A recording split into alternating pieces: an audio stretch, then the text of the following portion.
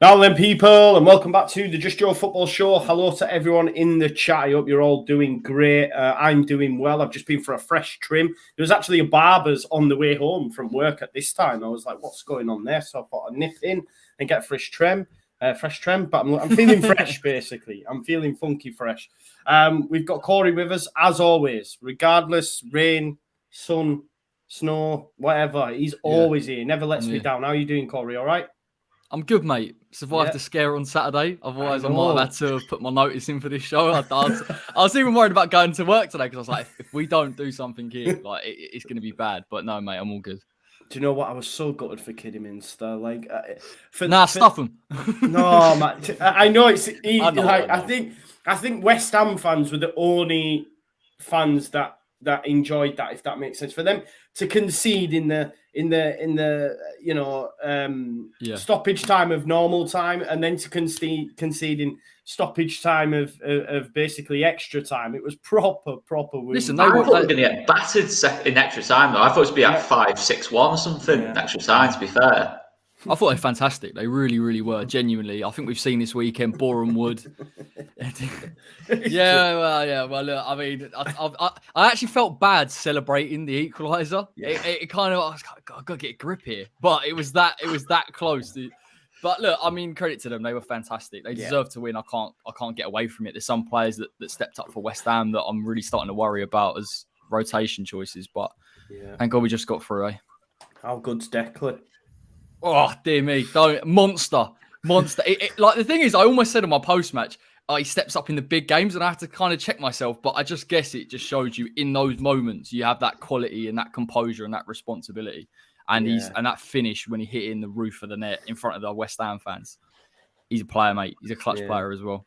Don't know about the dance moves, but he was. I didn't even twig, mate. I was just buzzing. It was 1-1. I only saw it after. So, do you know what? Like, I seen a tweet by a guy as well. Can we all stop? Can we all stop now and appreciate Declan Rice for what he is, and not come up with this all English tax and all this sort of stuff? He's not that good. When in actual fact, I think we can all see, bar Matt Hayes and maybe Don Hussam, that Declan Rice is pretty special. But that's enough for West Ham and Corey. I've not even welcomed Oscar back. Oscar, how are you doing? It seems an age, mate. Are you all right? Good, mate. Yeah, just everything feels like ages ago. Like, thankfully, footy's back. Yeah. Honestly, that Newcastle game feels like last year. Mad. But horrible way for us to have to wait for another fixture after getting beat by them, isn't it? Oh, nightmare, man. Nightmare. Horrible. It was horrible, mate. Good. I'm glad you're well done. It's great to have you back as well, mate. And for the Love of Paul McGrath podcast, we have Neil back in the house to give us the lowdown on Aston Villa. That room there, mate, is pretty special. And I love that you've got the Coutinho shirt already straight in the bag. Yeah. It was one of those impulse purchases. Once it flashed across the AVFC Twitter, I went, oh, they have me now. I'm going to have to go and buy the shirt. And I'm not one forgetting players' names in the back of the shirts. And it was just one of those ones. I was just, I was just besotted by it. And I went, yeah, feck it, I'll buy it and I'll pay the customs to get it over here to Ireland and everything. It is what it is. You know what? I'm like you. I don't get players on the back of my shirts, but I have a son. So like every year when it's his birthday, I get him his name and his birthday, like 3, 4, 5. Yeah. And then at Christmas, I get him the away shirt with his favorite player, which is my favorite player at the time, until he gets to a stage where he can make his own choices. So we've had Phillips, we've had Click, and we've had Rafinha up until this point. So that's been the 3 picks. Wonder, I'll have to wait and see for the future. But Neil, give us the lowdown on Aston Villa. Last time we chatted, obviously, I think Steven Gerrard had just walked in. He's come in. He's been in since November. Won 5, lost 5, drawn 1. Although the ones that he's lost have been against the likes of City, Liverpool, Chelsea. I think the others were Brentford and Southampton, but the record's good, right? He's had a great start and a great window as well. Yeah, about the Brentford game, I think a lot of the games were, we put up a fight. We put up a good fight against the top teams, and it's really strange because under Dean Smith, it was we were beating the top 6 teams, and we had beaten all of them, bar Man City. And then, you know, we were getting results from those, and we were losing to the likes of Brighton and maybe teams that we should maybe have put away. But you know, Steven Gerrard has come in, and in fairness, he's come through the door. He said that he wants us to beat the teams we should beat, play a bit more of attractive football, and try and grow the stature of the club. And you know, you mentioned there about Philippe Coutinho and about the signings that we've made, and I think that's one of the biggest differences is that, you know, a couple of names have come through the door. Even in the summer, we brought in guys, but they haven't really played. They've been injured, or they've been out of form or whatever since they've came in, mostly down to injury. But now there's a squad of names there, which is something that just kind of crept up on Aston Villa, and Steven Gerrard is going to be the beneficiary of it, I think. But his tenure so far has been pretty good.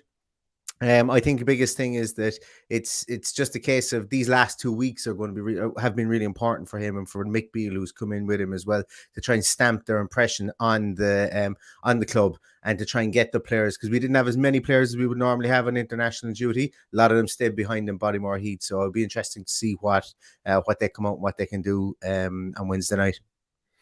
Yeah, Oscar, how do you see the game going on Wednesday? Because when I did my preview earlier on, I was a bit like, the thing is, Steven Gerrard's never come up against Marcelo Bielsa, and I know I'm making Marcelo Bielsa sound like the dogs, which I think he is, and other fans might look and think, well, he's not all that. But what I'm saying is it's a very unique style that you have to prepare for.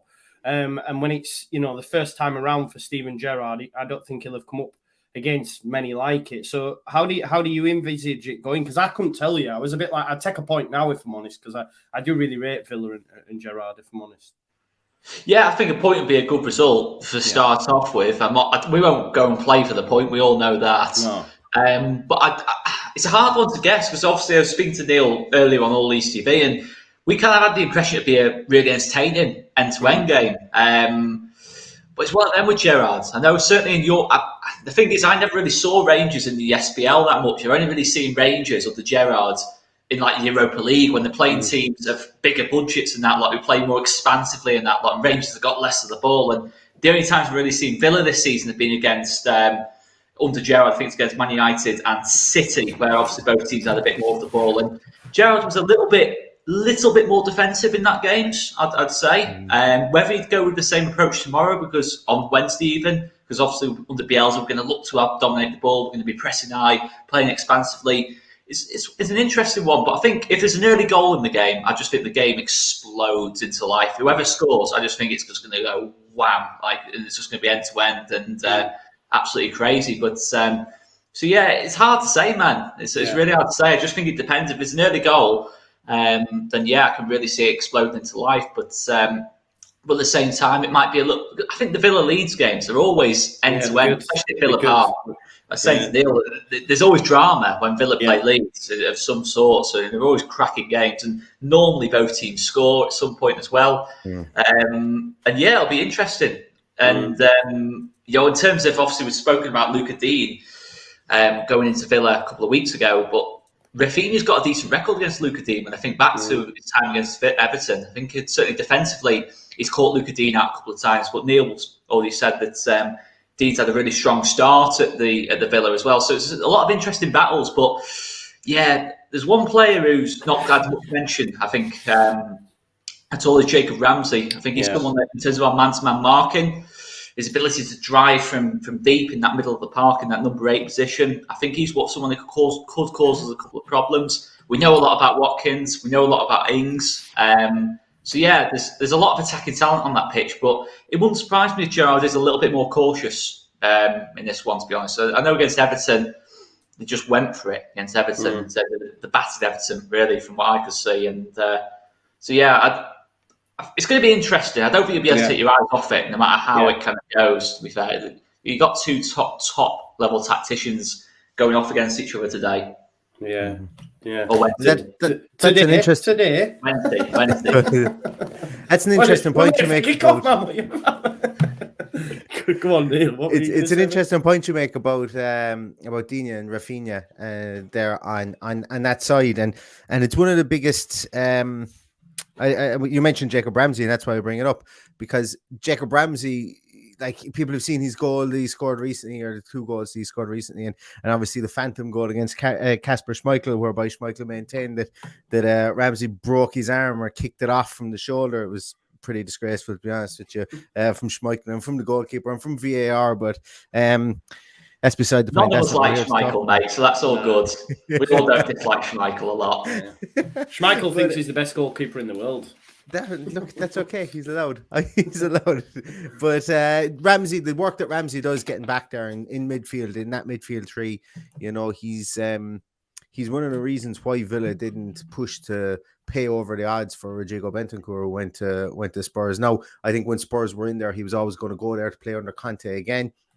And, you know, obviously the allure that Conte has, sorry, not again, because he didn't play under him the first time, but the allure that Conte has, I suppose, for any Italian-based player is always going to trump 90% of what any other manager in the Premier League could offer. But Villa were heavily in for him, and there was talks that they were in for other midfield players. And I think unless the perfect player came up, one that Steven Gerrard really wanted, he was happy to go with Jacob Ramsey for the rest of the season, because he does work in both directions, you know, going forward and coming back as well. So he is definitely somebody I think who is going to be busy in the defensive side of his role by doubling up on Rafinha out there on that left-hand side. Mm-hmm.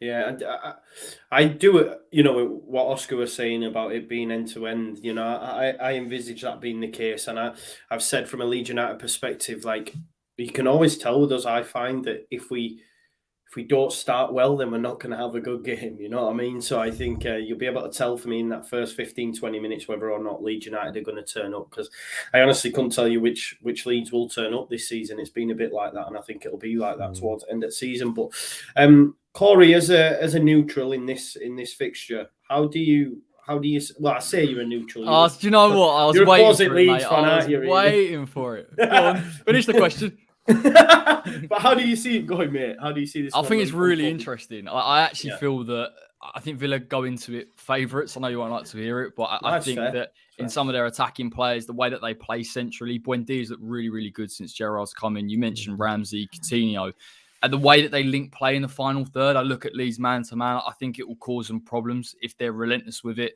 and it will give space to Luka Dean. And from an attacking sense, I think Villa have got a lot going in their favour, but in terms of Leeds getting into the game, if you show a real high intense press on their single pivot and you try and win it up high, then you can create chances. So I kind of look at it and feel that it will be an open game, but Leeds for me have to play the way that they can play to get something from it. So it will be interesting. It's not to say Leeds can't do it, but again, like I say, even if Leeds do create these chances for himself, they've got to start being clinical, because you can do it through pressing. But if Dan James is just passing it back to the keeper, it's never going to work.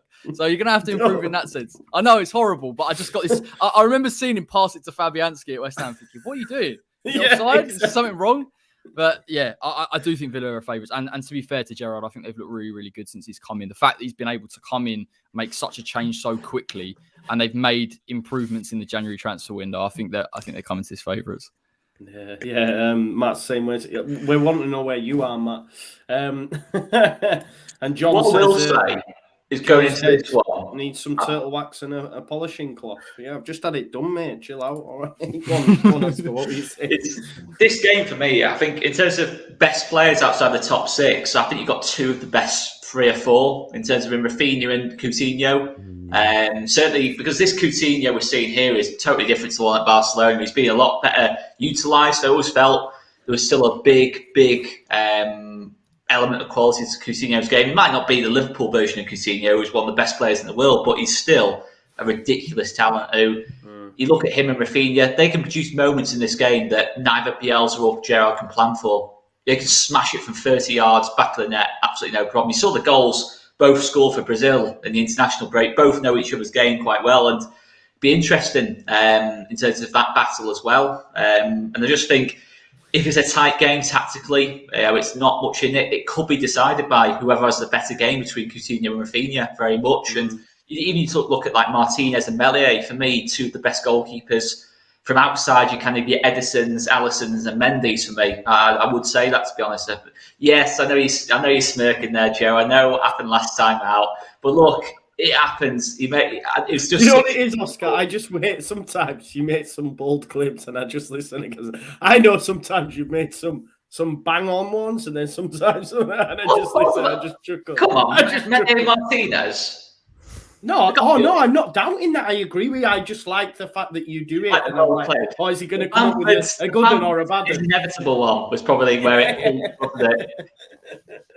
That probably peaked it, didn't it? I had to settle down since then. But what I will say, for me, when I looked at it, if that front three of like Buendia, Coutinho, Watkins, it petrifies me, if I'm honest. I think it's pretty special, isn't it? It is, and you mentioned Watkins in there, and Watkins is no guarantee to be in there, because Watkins, I know he started the 2 games just before the break, but I think one of the biggest things is the fact that we don't really know who's the better of Watkins and Ings because neither of the two of them have started firing, and I said it to Oscar earlier on today that these 2 weeks really the club has been flying under the radar for the last 2 weeks as best they can to try and get those 2 guys firing in training. And I think that they would be tied to each other to try and get them playing together because there are going to be times when Coutinho is going to have a niggle or, there is even rumours that Bemi Buendia won't be available for the weekend because we played Molde and he... there was even rumours he was stretchered off with a broken leg, which are completely untrue considering he's given 2 interviews on AVTV since the game. So, but there was rumours that he did come off. So, like, if that does happen, the next man up at number 10 is Ollie Watkins goes into that 10 role and Ings plays up top. So the 2 of them are going to have to figure out how they're going to play together quickly, and it's going to have to be done one way or another. So it's just one of those things, unfortunately, that Villa can't get right. But if they do, it'll be an interesting prospect. Yeah, definitely. Do you think it was the downfall of Dean Smith? Sorry, Oscar. Sorry, man. Sorry. Was it the downfall of Dean Smith? No, I don't think so. I think that I don't think I think the club just decided it was time to go in a different direction. I think they just decided that it was time for them to it was a really strange one because it was the first real period since we come into the Premier League whereby there has been a kind of a question mark over Dean Smith. Yes, 2021's results were not good, but there was a lot of mitigating factors, I thought, but the club made the decision of pushing on and maybe getting in somebody like a Steven Gerrard and his coaching team with them. And be honest with you, I was a big Dean Smith fan, but I don't know whether that was the straw that broke the camel's back with them, because at the end of the day, I'd love to know what Dean Smith's thoughts on Danny Ings even coming into the club were, considering Ings was bought, Grealish was sold. Where did that come from? Never really fully figured out. The fans don't really mind because Grealish going was one thing, Danny Ings coming in was a positive. So no one can really give out about that transaction, but you just have to wonder that if it was something Smith was pushing for and he couldn't get Watkins and Ings to play together, then potentially that would be his a negative for him. But it's just never really been something I think that the fans have even brought up, because we do have a director of football, we do have obviously Christian Purslow is in there as well, and we do have a heavy scouting department that kind of get players to fit the system. So that's one that I think will come out in a memoir in about 10 years' time, and people will only remember it then. But no, I don't think it was the definitive reason as to why. No worries. Oscar, Forshaw being back, that's a massive plus for Leeds United. Yeah, I was just about to say, just seeing those comments come through off Luke, I think Forshaw for me, I want to see him play as number 8. I very much agree with Luke there. I think I want to see Forshaw up against McGinn. I just think... he's a different kind of player to McGinn, but I just think when you've got John McGinn in that middle of the park, you've got to match that energy for me. And I just think Forshaw's, and you've got to be press resistant as well, because McGinn all day long is going to press. Ramsey as well is going to press. So I just want to see Forshaw in his best position. I think we've missed him. I think we certainly missed him against Newcastle. Just maybe get that little bit of control in that second half when the game starts to become a little bit of a basketball match. With both teams trying to win it. I just think that's where Forshaw really comes into his element. That Burnley game, when he just put his foot on the ball and Burnley could not get out. We just dominated the ball and created chances from there. And it's absolutely crucial. And in a sense, I think Luke's kind of said, Forshaw is a playmaker in that sense, because he just allows us to keep the ball in those dangerous areas, in those tight areas, and move that Villa press around a little bit. And and that's pretty important. I think Robin Koch's been decent in the CDM role. Yeah, I don't think anyone's going to reproduce what Calvin does in terms of all-round, in terms of passing range, 1v1s, and just all-round Calvin's game. It's impossible, really. I think only 2 or 3 players in the Premier League can, if I'm being totally honest. Fabinho, Rice and Kante probably, but maybe Rodri as well. So 4, it's a very difficult job to do. It's all well and good saying we can, bring in a backup CDM, but no one can do what Calvin does. Yeah. That's the thing. Within reality for us. So, yeah, I think Koch's fine in that position. And that was not timed well, was it? That was no, it wasn't right at all, did it? Yeah, it's an interesting one. I think obviously if this was Villa with Jack Grealish dribbling against our man-to-man marking, it'd be a bit more of a concern not having Calvin available. But it worries me a bit less. I still think Villa is definitely as good, probably better under Gerrard, even without Grealish. But I just think in that kind of sense, I'm not as concerned. It's more from the wide areas, Buendia, Coutinho, cutting in, which I think could cause us 1 or 2 problems, depending on who goes left back. Probably Stuart Dallas. So, yeah, it's going to have to be a bit more... I think we're going to have to go a bit more balanced in terms of than what we were against Newcastle, but I expect we will because we've got Forshaw back available and he is ultimately the balancing act in the whole team. Yeah, definitely. Give us a score prediction then, Oscar. 2-2. 2-2. I'll go Desmond. I'll take that. I'm going 1-1. Corey? 2-2. 2-2 as well, yeah. I'll take a point, I would. Neil, hey, I've already said 3-1. Do you want all 3? Are you I do. I want 3? all 3. I think if you had Calvin Phillips, if you had a Bamford, and there he is. There's Matt. Calvin Phillips, if you had a Bamford, if you had a full squad, I wouldn't be hopeful, of coming away with 3 points. I just think Villa have had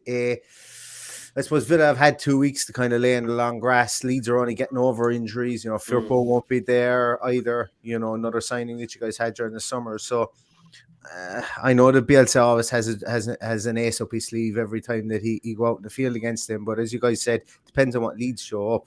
And I just don't know. I just have a funny feeling about Aston Villa that they've put work in and at Watkins, and it would be very much attacking what they've done over the last 2 weeks. And I'm going to go with, I said a 3-1 to Oscar earlier on, and I kind of felt bad because I don't know if Villa can even score 3 goals at the moment. So I'm going to revise it down to 2-1 Villa. 2-1. And Matt, you've just come in, but give us a score off the bat. Leeds Villa. Is it Ellen Road? No. Villa Park. 2-0 Villa. That's why I like you, Matt. That's why I like you. You were the one guy that said Newcastle would get a result as well, and it came true. I shouldn't have even asked you. But yeah, we'll move it on. Neil, I know you need to leave shortly, mate. So if you want to shoot now, you can do, brother. Yeah, I need to jump off, guys. Thanks so much for having me on. It's been a real pleasure. Listen, look, may the best team win on Wednesday, yes. And thanks so much again for having me on. No worries. Thank you very much, everyone. Make sure you check out For the Love of Paul McGrath podcast. The link is in the description. Go on, Neil. You only let one Irish person on at a time. That's what it is. It's policy, mate. 1 in, 1 out. It's in the fine print. Before the whistle blows. Have you not seen the rules and regs? No, I'll have to email them over to you, mate.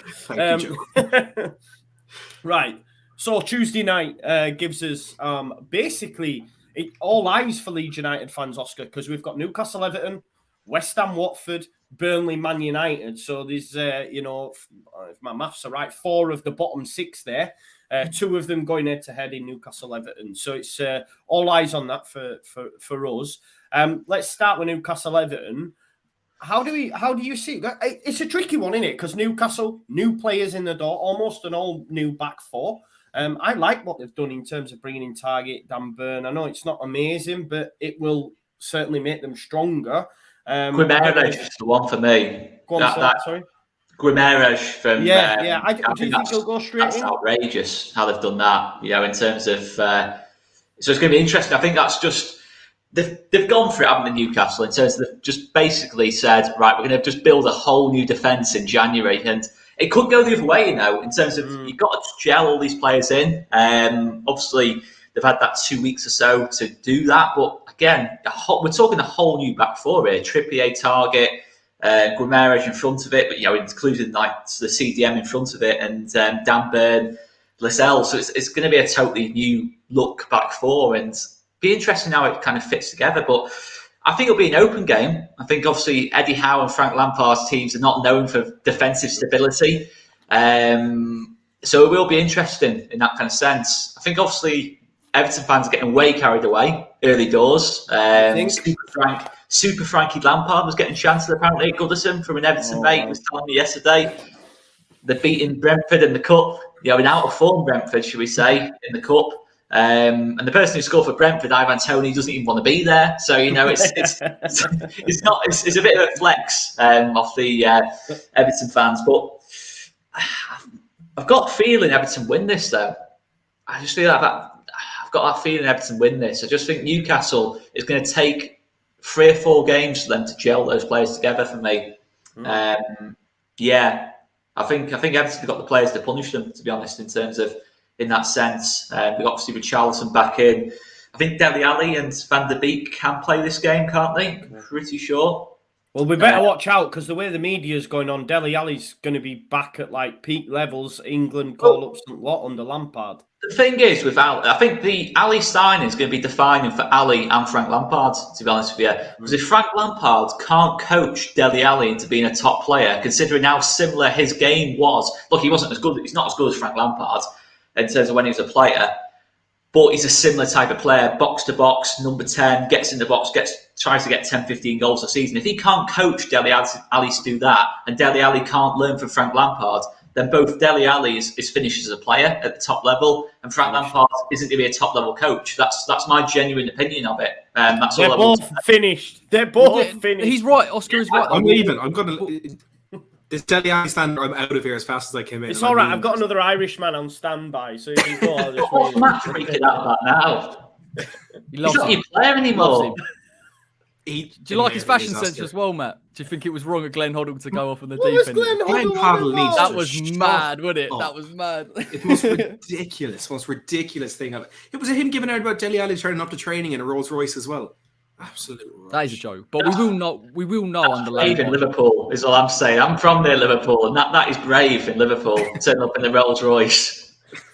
Oscar is right though. We will know under Lampard whether it's deeper than just, okay, there's a manager there that's in favour of him, that knows him. Is it something else outside of football? Is it deeper in terms of his personality, his hunger for the game, things that are intangible? So it is a litmus test for him, to be fair. But if you get him firing, there's no reason why Dele Alli can't get 5 goals, 5 assists towards the end of the season. And I think you saw, albeit against Brentford, when you've got Richarlison ahead of you, Dominic Calvert-Lewin to come back in. That's why whilst I don't want to give praise to Everton, that's kind of why you look at their attacking threat and think, actually, they can pull away, given the right circumstance. I don't see them being in it at all, if I'm being totally honest. They just currently sit in that bottom 6 lot. I don't see it personally. I think they will pull away. Lampard will do an okay job there. Lampard, by the way, Joe, sorry to interrupt. Lampard has a very good coaching staff behind him, which goes unnoticed. Yeah. And he had it at Chelsea. And I think sometimes we look at him and go, it's just him. But there are experienced heads behind him that know what they're doing. So I won't give him all the praise if he goes well. Yeah. He's got a very good rep as a number, not as a manager, but as a number 2. He's got a very, I think he worked under Ancelotti at Madrid and that lot. So he's got a very good rep, to be fair, Paul Clement. And experience, isn't it? But I just think they've gone for the numbers game, haven't they? They've gone with Van der Beek and Ali.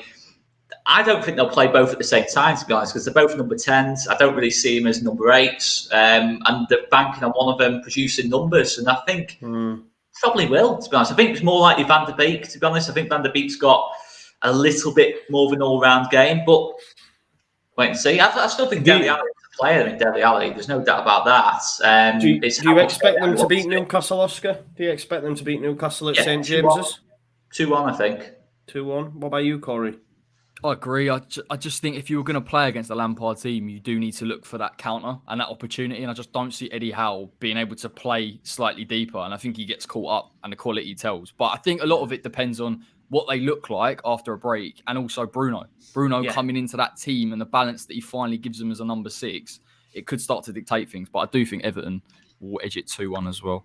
Yeah, it's going to be interesting in it, Matt. Obviously, it'll be interesting. I fully expect probably Newcastle to throw in all their new signings at once because, like, you'll just improve. Even if they're not great, like, it's still an improvement. I know they beat us last time out, but they've just been so poor all season. So how do you see it unfolding, Matt? I think it's going to be an interesting kind of clash of Newcastle with the boost of their first big transfer window, these all new signings coming in, and Everton with the bounce of Frank Lampard's first game and potentially debuts for Dele Alli and Van de Beek. I think if they manage to cancel each other out in the pitch to some extent, the St James's Park crowd can carry any team to victory. And I feel like if it is a tight affair, that Newcastle can pull it away. But I think if Everton click, if they have that new manager bounce, if one of the new players comes in and has a decent game, I still think there are too many holes in that Newcastle team to say man for man that they can come out of this one with a win. So I'll go for a small win for Everton, but I wouldn't be surprised if it goes the other way. One thing's for sure, St James's Park will be bouncing because of the influx of new signings and the good feel about the club right now. So it'd be interesting to see how that one goes. Another one for Leeds United fans to keep an eye on, and of course, Corey, is West Ham versus Watford. Watford, I know, got a point in Roy Hodgson's first game against Burnley. It had 0-0 written all over in it. I actually won myself 90 quid as well. It was 9-1 for a 0-0, so I stuck it on and got me. Why didn't you tell me? 91's big, isn't it? 91's quite big for them too. I was and I was like, yeah, man, Roy Hodgson as well, 0-0 all over it, and it came in 91, but. You've got to beat these, Corey, surely. What? Don't do that, man. Don't do that. You know what you're doing as well. I don't, bro. You're like, I need you to win. I need you to win. I am. We are in a phase where we've had poor results. Obviously, we've lost to Leeds. We've lost to Manchester United. We've struggled through against Kidderminster. It has been tough. And I think I look at it in terms of fatigue at points and personnel at other. I do think tomorrow is a chance for West Ham to get players out there, the likes of Zuma, who thankfully isn't injured. I thought he was injured on Saturday. And just to put in a consistent performance. But, of course, we're playing against Roy Hodgson, the master of the 4-4-2. And I think one of the biggest things that you even saw on Saturday was West Ham struggle to break down or come up with different ideas against the low block. There's no doubt for me he'll go 4-4-2 out of possession, sit deep, and ask West Ham to break him down. And we've got to start being a bit more adventurous. The one thing, you can talk about Saturday and the quality of the players on the pitch, but sometimes it just comes down to bravery, getting on the ball, taking on, creating space for others. And I think Antonio's fit for this game as well. The fact that he didn't play is a huge boost, and we're going to need him firing. And we do have to get a result. We've got to get a result tomorrow. I'd be looking at Sunday with Leicester as well in the form that they're in and saying we've got to get a result there. But the performance is just as important, because I think West Ham do need to get a run of consistent performances if we're going to stay in touch of that 5th, 6th, 7th place. What is your next? I'm just looking at the league table now, and like you say, Arsenal, Tottenham, all breathing. You could even argue Wolves maybe breathing down your neck. I don't think we're in the conversation for top 4 anymore. I think we've got to look at it realistically. Unfortunately, we didn't strengthen in the window. That would have been the one great equaliser that West Ham could have thrown at it. I think inevitably, because of now we've gone further in the FA Cup and the Europa League, it's tough to touch distance with that. But I still think we've got a sweet spot here where we've got most of the first team out there, and it's just a case of consistent performances like we showed for the first 2-3 months of the season. So for me, it's just about consolidating, Joe, to be honest, and doing it so that when we go to the cup competitions, we can have a go rather than going, oh no, now we've got to play a game that we can't really afford to because we're sliding away. Yeah, because there is a genuine risk, genuine. Yeah, you could finish 8th, bro. If I look at Arsenal, Tottenham, Wolves, is that a genuine worry? Now, just because, like you say, the window and stuff. What's your next run of fixtures after Watford? We've got obviously Watford, Leicester, Newcastle. So conceivably, they're all games that West Ham could go and win. But I need to see an upturn. Normally with West Ham, you get a poor performance or a poor result, and then we bounce back with 2 or 3 positive performances and results. And that's really what I need.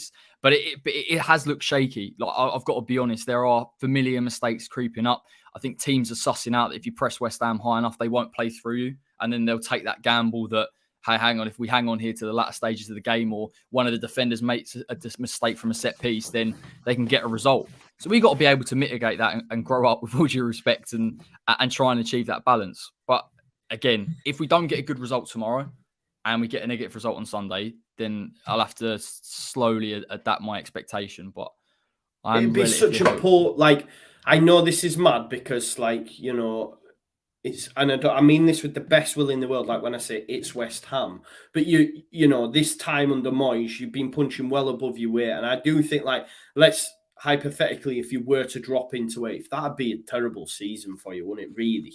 At least 7th, I think West Ham need. I think we do need a European space. I'm not too interested in whether it's a Europa Conference or a Europa League. I do think it would be a shame, given we were so competitive for a top 4 place, if we slipped out of that entirely.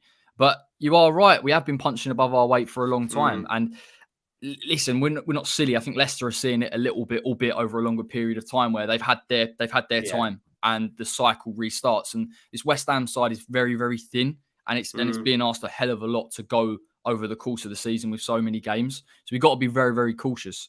And we did have that opportunity to go and build. So I don't want to look back in a year's time if we're 10th and 11th going, you know, if we just bought that player then, or if we just done that there, or we just taken that risk. So there is that worry, but I trust David Moyes, trust the players. I think that's the nice thing about it, at least. Yeah. I don't trust Diop, by the way. I don't trust Diop. Everyone else is all right. I'd be gutted for you, mate. I can't lie. I would be gutted for you. And I do think you'll beat Watford. I'm being negative, man. I'm being negative. It's just because when you don't see a positive result for a while, you get into that kind of, oh, no, what if type thing. But yeah, you are right. Yeah, I hear you. Does anyone give Watford... I don't want to say any hope because look what happened after the new... I don't want to do Corey dirty.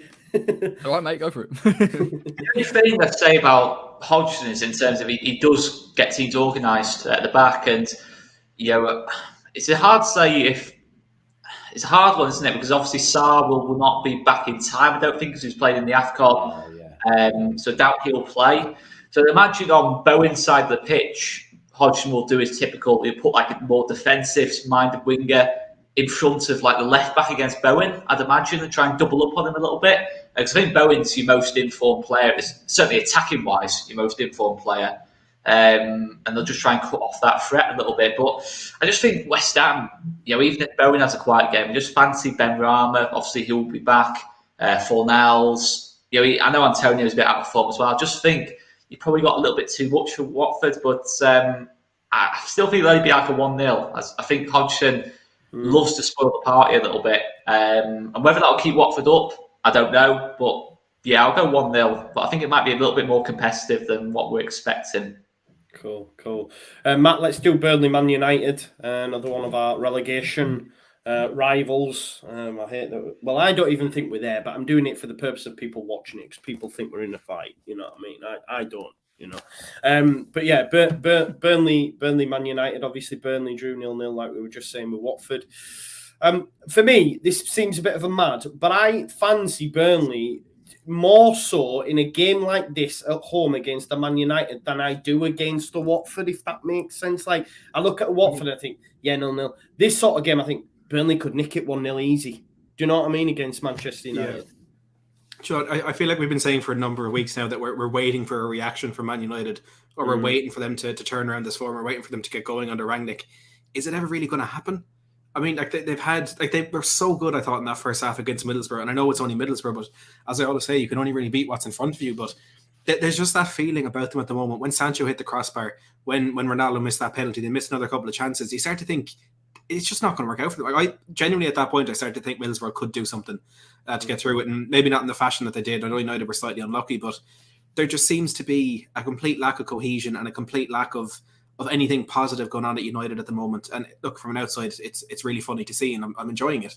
But I think it's the games like this, where the sticky games against a gritty Burnley side. I know they haven't been that as much this season, but you're also talking about a debut for Wout Weghorst, who there's Santa's back. This debut for Wout Weghorst, it's going to be similar to what we're talking about with Newcastle. There's going to be a good feeling around the crowd, because Burnley don't usually get the kind of bigger signings like that. And I'm not going to say I expect Burnley to get something out of this one, but I just don't see much in that United team to confidently say they're going to be able to fight through this game. If it is a kind of physical game, a really tight close encounter, there's nothing to say, well, United are going to be the team that will come out of that on a mentality front, on a talent front, on a form front.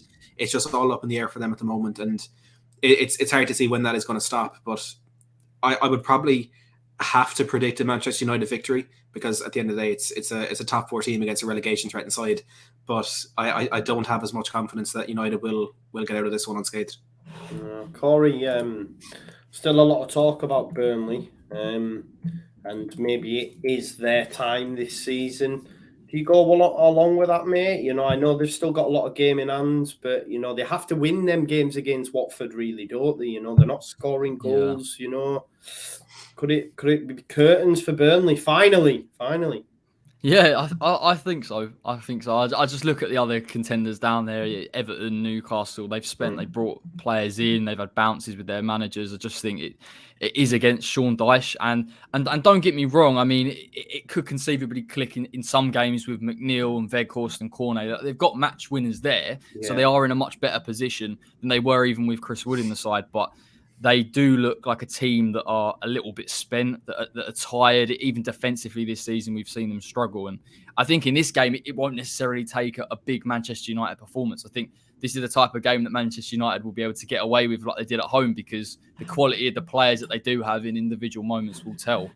But yeah, I want to say it's kind of a shame a little bit, because I know Burnley, I hate playing against Burnley. I really do. But Dyche has done a very, very good job. And it's just a case of it's kind of petered out, because you need... He deserves a better job, doesn't he, Corey? I agree. I mean, people... He'll get snapped up by... I think even if they went down, I think a Prem club would take a risk on him. I think Dyche gets a... Dyche has this thing around him, of course, where it's 4-4-2, it's long ball football, and he does play that. But I think this season we've seen him try and experiment a little bit with being more adventurous, and it just hasn't worked, and he hasn't got the balance. I do think a team will take a punt on him because of the longevity that he's had in the Prem, even if it is next season and he doesn't get snapped up in the summer. Because someone will say, if someone gets sacked within 3 months of the next season, they'll go, Dyche's coming right in. That's your news. Unfortunately, that's your new Sam Allardyce, really. Yeah, so, isn't it? Get Dyche in. He won't be out of work. And for me, he's too good for the Championship, because I think he's proven it over a long time. Yeah, no, I agree. It'd be interesting to see. Like Tuesday for a Leeds United fan's going to be a real good watch. Because in an ideal scenario, I think Newcastle Everton draw, West Ham beat Watford, and I know it's painful, but Manchester United beat Burnley, and then we get a result against Villa, and it creates a bigger gap. But yeah, Tuesday's going to be some good viewing. Wednesday, then let's speak about Spurs and Southampton. Let's talk about Harry Kane. Looks to be back, doesn't he, Matt? Let's not get carried away. But yeah, no, he's back. He's the best striker. No, look, it's he's. Nick, do you know what as well? Sorry, just to do this, I had an awesome day at the weekend because Sky Bet put a special on 5-1 Harry Kane to get a shot on target each half, and he scored 2 goals. Didn't he? 1 in each half. So I was like, get in 50 quid. We've got a group chat where you can tell us about all those after show. You know that, right? I'll do it next time. Yeah, I had a good weekend, honestly. Look, Harry Kane was exquisite. Performance of the season from him, without any shadow of a doubt. But let's temper our expectations a little bit. He still had a lot more bad form this season than good form. But he's been a man reborn under Antonio Conte, and even a report came out today that Kane himself is surprised about how quickly he got back to such a high level of sharpness and fitness since Antonio Conte came in. And he's not the only player who's benefited from that. The entire team looks completely different. The structure, the mentality, the attacking patterns of play, everything is completely different. We have Romero back from injury, who had arguably his best game for Tottenham. He is such an incredible centre half.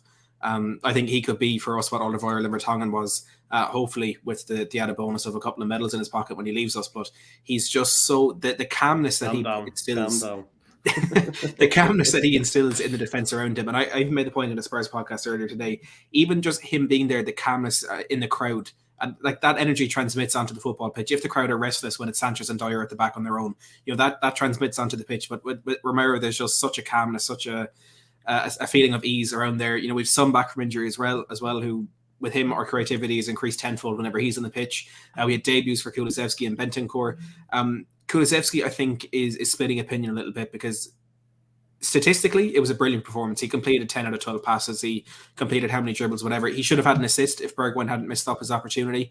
But I think Kulusevski slowed down a lot of what we were trying to do when he came on, and that may have been the instruction that was there. But I think we need to just relax a little bit and not pretend it was a debut that was a lot better than it was. Bentancur, I think, is exactly what we're missing in our midfield. You may have seen I tweeted about it. He did a little bit of a drag. It's a bit of skill. I was going to ask you about this, Matt. Yeah. It was the most simple, most pointless skill that you're ever going to see. But I lost my mind. It was just like a little drag back on the edge of the box, past the player and gave it back to the defender. I saw it. It was nice. I'll give you that. it was pretty nice, but the fact that he did that on his debut, one of his first times getting possession in front of the crowd. I think your words were, it's the best piece of skill Matt, I've ever you have seen. to remember, Matt has been starved of centre midfielders, and this is beautiful. Well, I mean, let's remember what Dele Alli was. Let's look at Moussa Dembele. We have had some fantastic players, and my tweet was disgustingly exaggerated. But you can't help but just get excited when you have new signings coming in like this.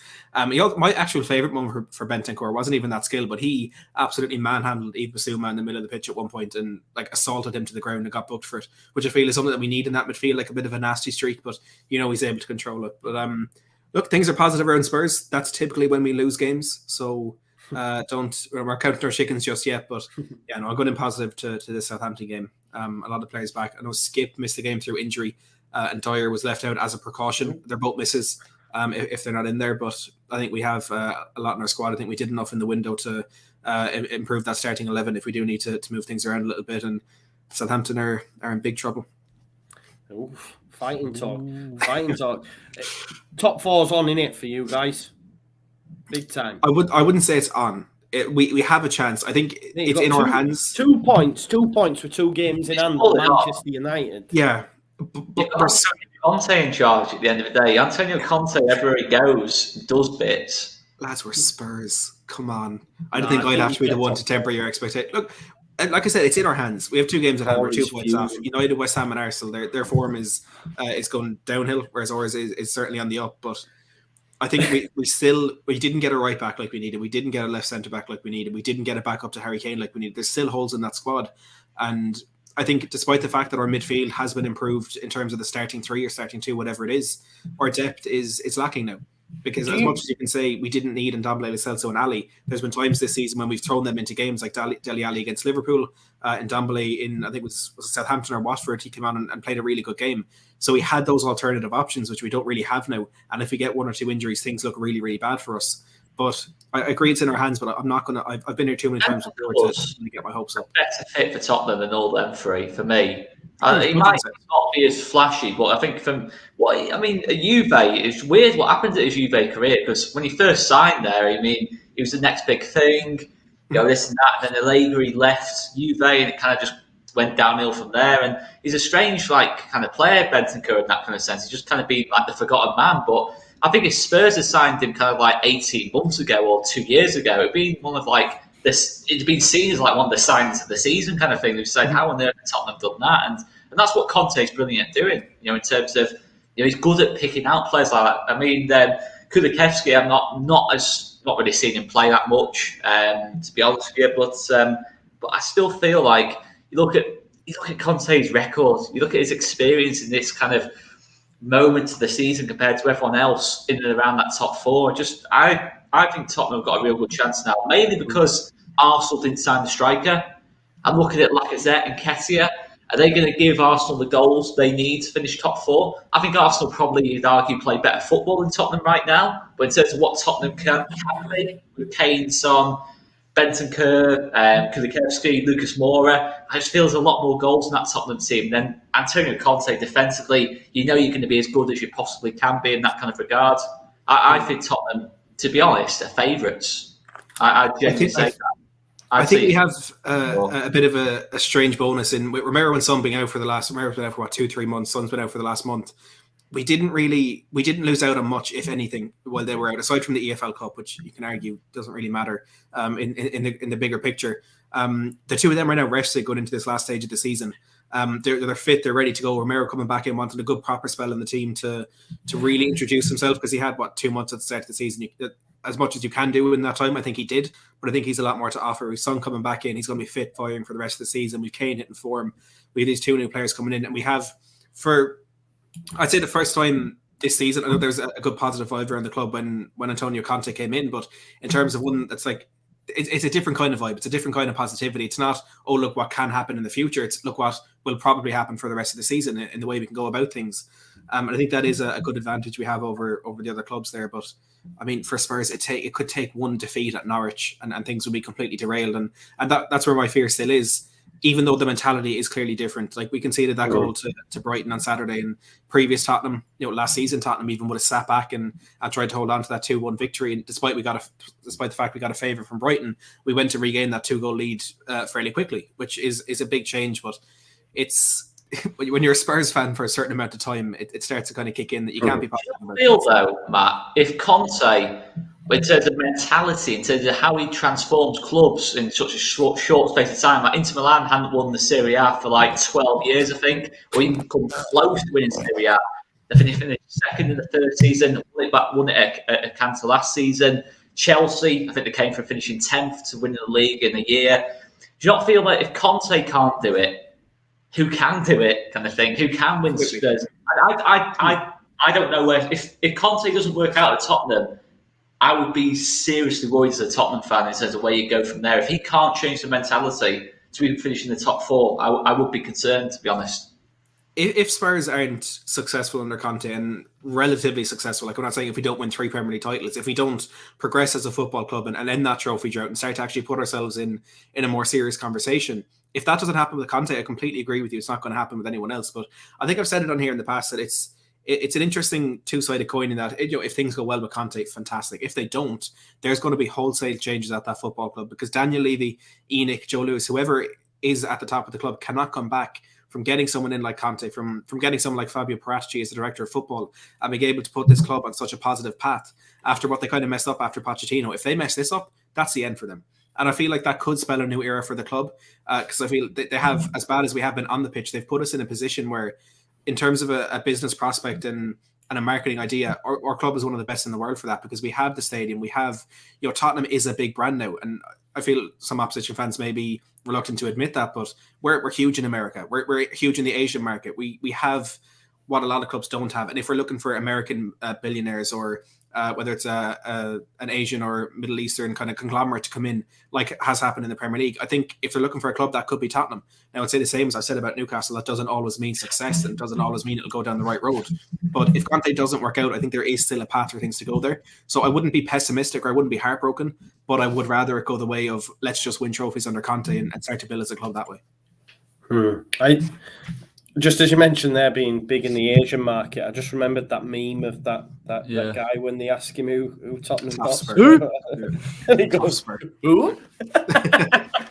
I wanted to say, you sure you're big in the Asian I do think there's got to be a level of realism, and I think in terms of relative success. And again, look, we dig at Tottenham for not winning trophies, and I think that was fair when their team was as good as it was, and it was an absolutely fantastic team, and they ran the Premier League close. But I think Conte, if he can get Tottenham to be, sounds awful because I don't agree with this as a measure of success, in the Champions League regularly for them to build and give Levy that window for them to go, right, now you can attract X, Y, and Z and do what they should have done under Poch, then I think Tottenham fans should go, okay, because I think we saw in that Carabao Cup semi-final, the level between Spurs, even with someone like Conte, and Chelsea and Liverpool and City is so huge that I think it's not just for Tottenham, but for anyone, Arsenal, West Ham, even Man United, definitely, to bridge that gap now is becoming really, really hard. So I just think in terms of Spurs fans looking at it and judging the success, albeit we take the mick out of them for it, that would be relative success to them. And it'd be quite impressive, to be honest. I think that is such an important point, because Spurs fans, and I know I've been this in the past, we're really impatient, and we get Conte and we want a trophy now. We want something immediately, and it's a constant debate in the Tottenham fan base. But at the moment seems hilarious, but it's whether we want the FA Cup or to win the FA Cup or qualify for Champions League. And for 2-3 years, it's been neither of those, and the debate has still raged on. But of course, I see the attraction of winning the FA Cup. I've never seen Spurs win a trophy. I obviously want to do that. Look, that is an argument as well. I think under Conte, it's probably the best chance we could have. But in terms of actually progressing the football club and getting to a point where we can be consistently actually at that level and attract these players that can stay. Like, look, Leicester won an FA Cup. What did that do for them in terms of actually progressing as a football club? It didn't really do much. But in terms of getting in the Champions League, we can have that big summer market that we want. We can get in, whether it's a Bastoni or a Frank Kessie or a Adama Traore, if things don't work out at Barcelona. We can get in those players that we can't quite attract right now. and then next season we can stay in the Champions. Maybe next season we win the FA Cup, but with a better squad and with something that can actually be a long-term solution. Don't worry about Adama. Hands off. Tasty little assistant in the other day. Atletico Madrid, Simeone were absolutely in tears. Unreal debut. Unreal. I'm not having this JUSTJOE. As long as it lasts. To be fair, it'd probably just be that one good game, and they'll probably just be trying to sell him off to Tottenham, to be fair. But no matter, I just feel like, as Corey said, it is relative success. Let's be honest. It's unlikely, as good as Conte is, he's one of the best managers in the world. It's unlikely you're going to get to City and Liverpool levels, really. Let's be totally honest. It's unlikely. It's not impossible. Look, he's done it before, but I just think Liverpool and City are at a level now where not even Chelsea, who won the Champions League last season, can compete with those two. So it kind of sums it up a lot. But if Conte can repeat what Pochettino did in terms of consistently, as Corey said, finishing the top four, looking good, having little Champions League runs and this and that, and win an FA Cup or League Cup, a couple of those, I think that will have to be unbelievable success, because you got to remember as well, when Poch was at Tottenham, I think the league wasn't anywhere near as good as what it is now. Pep was only just coming in at City. Klopp was obviously still didn't even have Van Dijk at that point. Was very early on in his time at Liverpool, and it wasn't. The title was won by so many different teams during that spell. Leicester won the league in that spell as well. So I think it's a very different time now, and I think for Conte, unless Tottenham did spend big, I think that's a massively successful spell if he can get you in the Champions League every season and win a couple of trophies. And I think he will, to be honest with you. I think he does it everywhere he goes. I think the only way we catch City and Liverpool is if Conte stays at Tottenham longer than Pep and Klopp stay at Liverpool and City. And it's not impossible. I think what Conte's doing at Tottenham is a very different project to what he's had in the past. Now, that may have the thread of him growing frustrated and impatient sooner and walking sooner, but it could also be more of a long-term thing for him working with Paratici and trying to actually to fix this club. But as long as Pep and Klopp are at those clubs, we don't get near them. And I feel like every Spurs fan will admit that. And that is the fear, and that is the unlucky timing, I suppose, that Tottenham seem to always have. Leaving White Hart Lane and losing that form as soon as we were at the top of our game under Pochettino, getting someone like Mourinho, someone like Conte. Mourinho at the end of his spell, Conte while these managers are there. I think we have accepted that, but like you say, man, I'd lose my mind for an FA Cup. Honestly, if I'd be drunk on here for a year if we won an FA Cup, you'd get demonetized the things I'd say. I hear you. But, yeah, it's funny. It's funny. I've been playing a lot of FM Manager. I know it's slightly off point. I got out of the car the other day. I was talking to my missus. I've not had a great season. Like, finished 9th. Bearing in mind I've had us in Champions League and everything, and we won. I says, she said, "Have you been sacked?" I said, "No. I won Carabao Cup and FA Cup in the same season." Once she went, "Carabao Cup's rubbish. You say it's rubbish. It's Mickey Mouse." I said, "Yeah, but Leeds won it." I said, "If Leeds won it, it'd be amazing." You know what I mean? All that matters. It's that thing, innit? Like, them people that are at the top, like, to them it's Mickey Mouse, and we all take the piss. But if one of our clubs won that, like, we'd be buzzing. Are you joking me? Just bit of silverware, you're having a laugh.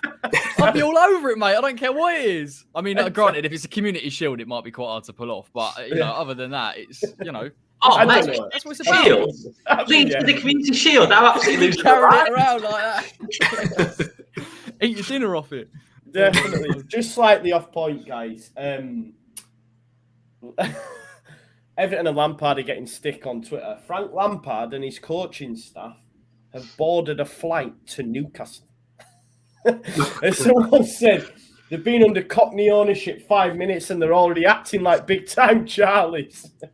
And then another Everton fan said, Dele Alli's got stick for turning up in a Rolls Royce, so my manager pulls up with a private jet to Newcastle. Deflect, mate. They're getting absolutely hammered. That is a bit much, isn't it? Private jet to Newcastle from Everton. Embarrassing is what that is, mate. Let's be honest. If any of us had the money, we'd be doing it as well. I don't know, mate. Get a train, man. A train. You go there in like 2 hours on a train, man. What's wrong with them? Anyway, anything for some Lampard slander, and I'm there for it. I bet Mike's looking forward to Thursday, isn't he? No, yeah. Just to finish, let's finish on this. Obviously, Wolves at Arsenal, not really that interested. But Liverpool versus Leicester. The reason we're going to finish on that is because our good friend Locks is losing his mind. Obviously, he isn't here tonight, but we get updates constantly on our group chat saying, "Get Rodgers out of my club." I was actually having a dessert with the kids. I took them for a dessert, and I was like, they'll be losing 1-0 or whatever. And then I looked, and they were 3-0 down after half an hour, and I was like, oh wow, like it's bad. It's pretty bad at Leicester. I mean, fans are running on the pitch and hitting players. Like, that's insane as well. Like, I never understand that. Yeah, it's bad, isn't it? Who wants to take us? Do we think if Leicester get battered on the weekend, could Rodgers get the boot? Possibly. What, the weekend or this game? Sorry, this game. Sorry, it's Thursday, isn't it? Liverpool are that good. It's like, it's a hard one, isn't it? I don't know if that would change the board's mind enough to just sack him there and then, but it could happen, with Rodgers. I personally think, you look at what Rodgers has done at Leicester, even if he got sacked tomorrow, he's done an unbelievable job. He's probably up there with one of their best ever managers in terms of, he's won the FA Cup, he's got a 5th 2 seasons on the run. It's an absolutely unbelievable achievement. And let's be honest, Brendan Rodgers is not going to be short of offers if he left Leicester tomorrow, is he? He's going to get a lot of top, probably even higher end clubs than Leicester, to be honest, in terms of that would want him. But yeah, it's the way Leicester operate. It doesn't matter what the manager's done. They sacked Ranieri 6 months after winning the title. They're a ruthless club, and that's partly what's made them so successful, if we're being totally honest. And I just think this season, I think Leicester's main problem has just been the recruitment's not being quite right this season. It's been a bit unlike Leicester. The injuries have been big. Obviously, losing Fofana before the ball had even been kicked, that's a massive blow to them. They conceded a lot of goals. Don't look as good playing out the back. Johnny Evans and Siuchi compared to Fofana playing out the back. Vestergaard as well. They've just not recruited well at all, Leicester. Too reliant on Vardy still. Far too reliant on Vardy. Maddison, to be fair, I think has been playing better since the start of the season. I think he has actually performed last couple of weeks. But yeah, I do feel like it's coming. Whether it's Rodgers resigns or Rodgers gets sacked, I just feel the way both work. And I think Rodgers' interview yesterday was quite damning. It's not like Brendan Rodgers to kind of really dig out the players the way he did. He said a couple of players might be coming towards the end of their time at Leicester. Very unlike Brendan Rodgers to do stuff like that. We know how much of he likes to keep the whole group together. He loves to use the word character a lot, so it's quite unlike Brendan Rodgers to be like that. So yeah, I think there's a lot of managers who would be interested in Leicester. I think Graham Potter's probably a name that straight away comes to mind, who probably fit what they're trying to build quite well. So there'll be a lot of interest in that job. So I think it will happen. But the reality is, I just think Leicester now, you look at the top 6 in terms of what they're doing, I just think Leicester's moment's probably gone, to be honest, even if they do get a new manager in. I just don't think we've got the quality of manager now in that league. We're talking about Conte maybe not even being good enough to get Tottenham into the top 4. That kind of sums it up for me. You look at the players Tottenham have got, how good Conte is. Arsenal as well, obviously, have rebuilt pretty well. West Ham, I think, are the new team on the block kind of thing. So I think the moment might be gone for Leicester. A bit like Southampton a couple of years ago when they had Koeman in charge, Poch as well in that job.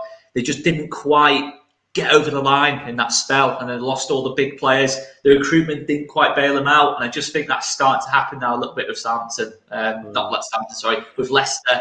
But at least Leicester have won the FA Cup at the end of the day. They do have something to look back on with that, So that's my personal feeling. What did you make, Corey? I don't know if you've seen it. What did you make to some of the players being out on the piss on the night as well? That's not gone down well with Leicester. They did that against us. Yeah, they did that against us when they lost last season, I think. Or was it the night before they played us, and Locks was losing his mind about it. And it's never really nice to see. It's kind of everything's amalgamating into one. I think players are allowed a life. Of course they are. We're not going to get into the realm of you can't wear this or you can't drive that. You've got that money, that's fine. But I do agree it was a poor look. I just, it's no exaggeration. Leicester were played off the park yesterday. Forest were absolutely unbelievable. But the same issues with Leicester keep cropping up. And it's from set pieces and it's defensively. And their centre-backs are Marty and Soyuncu. Every time I watch them, are getting worse and worse. And they're leaking goals left, right and centre. And look, I think the thing that saves Rodgers at the minute is the injury crisis. Every time he gets a player back, he loses a player. He's just got James Justin back, but there's no Castagna, no Pereira, no Fofana, no Johnny Evans. So he has lost essentially a whole back four. And I think maybe that's where the Leicester board give him a little bit of wiggle room. But when you get results like that, with attitude like that, and how heavy that defeat was, you get to a point, even as good as a manager as Brendan Rodgers has been, where you go, are the players playing for me now? Is it going to get toxic if it keeps going on like this? Are the fans going to turn against him? So I wouldn't be surprised within the next couple of results if they're still poor that he goes. And unfortunately, because of how well run they are, they'll get Graham Potter in and then they'll be back up there again. And then we've got to endure it all over again. But do you think though? I just think now with Tottenham, Arsenal rebuilding, you guys as well, if you keep hold of Rice, I think it's very difficult now for Leicester. I just see it going the way of Southampton, where they're just going to, maybe not as bad as Southampton, but I just think they're going to become more of a top 8 rather than top 6 team for me. It might be hard, but I think the reason why I say that is, yes, they've had poor recruitment in the summer, but if they get all of those players back, and it's more to do with the quality of Graham Potter as a manager and what he's done at Brighton, not only just coaching them, they play similar systems at times, but you look at the goal scorers that someone like a Leicester have got in their side, Iheanacho, Vardy, Daka, that kind of resolves the problem that everyone's been saying about Graham Potter. So I think it could be a little bit of a masterstroke. It could be a bit of a blend between the two. And there's no guarantee, Oscar. Look, I know we're doing well at the minute, but there's no guarantee that we'll keep being there. We've got to push on, and so have Arsenal. So who knows? But I think I would lean more towards that because I just think Graham Potter's a fantastic manager. Yeah, he is. Sure is. Graham Potter. Yeah, they might not even go down that route, to be fair. Yeah, true. But I can't think else who would be out there for him. It'd have to be someone from a different league that we don't have too much knowledge of. And I think that's where Rodgers ends up. I think he'd end up going to the continent. Like he'd go to somewhere big in Europe. He was desperate for that City job. He wanted that City job more than anything. He was the heir apparent to Pep, but the geezer can't do it over the past 3 seasons. That's his problem. He's a bit of a bottler, isn't he? He is. He's a bottler. But then I say that he won the FA Cup. So I don't know. It's kind of... He has bottled it and he has got history for doing it over campaigns. And if you are going to manage a team like a City, you've got to be able to do it over 38 games. Rodgers burnout. Yeah, it is. There's a bit of that. There is a bit. I mean, the Liverpool one's the one that really sticks in the mind when he had that chance to win the title with Liverpool. Yeah, he got a bit unlucky. Gerrard slipped, but they just... I don't know. He just got it wrong in that last couple of weeks. And it's the same with Leicester last season. Yeah, I think he's a top manager, though. I really do think there's a lot of clubs in that continent, Bundesliga, Serie A, who are probably going to look at him and say, if he's available, we'll get him. You'd take him at Leeds if Bielsa went, wouldn't you? You know what I mean? It's definitely. If that situation happened, let's hope it doesn't. But if it did, then of course, he'd be up there, wouldn't he? Be up there, definitely. I think that's it then. I think we'll call that a day there. Went really quiet then, didn't it? I was expecting a response from Oscar and he just went really quiet. I think his attention got averted. But yeah, listen, everyone, thank you for watching as always. We enjoy this. At least I believe we do anyway. We always have good chats. I enjoy it if these don't. We'll be back on Thursday at 8:00. We'll have Mike as well from the Blue Boys Network with us as well, giving us the lowdown on Everton and their carbon emissions, getting jets everywhere. And then we'll imagine if Leeds had done that though. Just as a side point, Leeds had got a plane to Newcastle. Yeah, no, disgusting. It's disgusting behaviour. Yeah, I mean, the thing is, Bielsa wouldn't allow it. Yeah, Bielsa's exactly. That life. He would go get a plane. Are you having a laugh? Not a chance. We're getting a bus. You know what I mean? We're getting a coach. We're getting a mega bus. Right? It's massive. It's massively over the top. It's massively over the top.